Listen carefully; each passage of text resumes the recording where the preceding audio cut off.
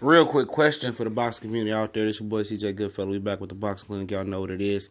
And is Danny Jacobs, or currently, is he getting too much credit for going the distance with Triple G and losing? Seems like HBO is offering the red carpet treatment for him because he went the distance with Triple G, and maybe they believe he won like I did. I believe he won. But I won't argue that Triple G won because Triple G did some good work in that fight. He just looked puzzled that time. I thought Danny Jacobs was kind of in control, but he didn't press the attack enough, similar to what Canelo did. He didn't press it enough. And if they would have pressed the attack, more, both of them, they would have got clear decisions over Triple G possibly. But, never here, never there. He lost. And people are acting like, he won and, putting it on his resume with an asterisk by the loss saying, he went to distance with Triple G. He should be tough. He should be this. He should be that. But at the end of the day, man, in boxing, really ain't no moral victories in sports, period, and especially in boxing. Understand that fight got him a 6-fight deal with HBO and put him a lot of belief into Danny Jacobs. So they seen something in him they like. So, a lot of fans attached on to the Danny Jacobs train because they felt that, he can build off the Triple G fight. And some fights that there was a rematch, you got a strong feeling that one guy is just going to blow him out the water. And I think a lot of people get that sense from Danny Jacobs, if he fights, Triple G again. And, but, how can you really be mad at people that really put a lot of stock in him losing to Triple G? Because that fight, win, lose, or draw, which he did lose, it changed his life. It made him into a star in the middleweight division. I'm not talking about, globally a star or just a star in the grand scheme of boxing. A lot of people know who Danny Jacobs is off of that fight. And a lot of people felt that he won that fight.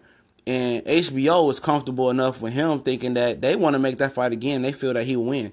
You're not going to offer a guy who's 31, 32 years old a 6-fight deal if you don't believe he could beat 1 or 2 or 3 other middleweights in the division. And Danny Jacobs, man, walked into a hell of a deal. And, Triple G fight opened doors for him. It was the best fight for his career. His career had been match made right, managed right by Al Heyman, and got him to this level, And a lot of people are jealous of that because Al Heyman, he was one of Al Heyman's first guys out the amateurs with Andre Berto, and Al Heyman has done wonders with both of the guys, especially Andre Berto, who has a nice little net worth and keeps getting title shots and getting big shots on the stage. So it really does matter if you got the right promoter or the right manager or the right advisor. Because Danny Jacobs and Andre Berto are living proof of that. Jacobs came up quick, and Triple G is on his way out. He's just not coming up. And Jacobs has a big opportunity Saturday and ahead of him and other big fights to capitalize and become the biggest star in the middleweight division. So, you could say he getting too much credit, but I'm not saying he get too much credit. I know a lot of people don't, want to hear that, but I'm not.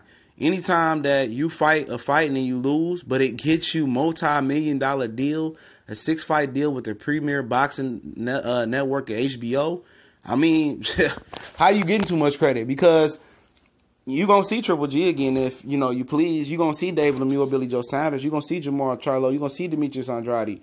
I mean, that fight opened doors for him financially, so he can't get too much credit for that.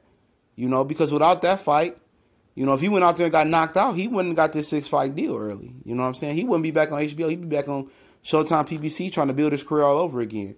So in a rare moment in sport and rare moment in boxing, a moral victory paid off for Danny Jacobs, and I'm so happy for him, man, because this guy's beat cancer, went up and down, been knocked out, came back and rebuilt his career.